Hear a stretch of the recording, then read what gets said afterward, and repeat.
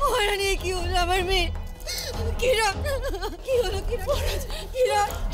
জল লাগবে এখনই। রাজপুত মশাই, আপনি দয়া করে দেখুন কিরণের কি হলো, দেখুন দয়া করে।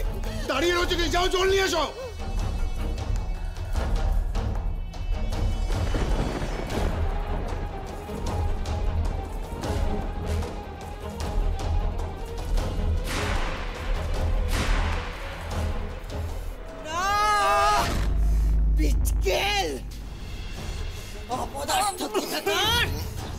একসঙ্গে গিয়েও কুমার আর কিরণমালার হাতে পরাজিত হয়ে ফিরে এলে তোমরা।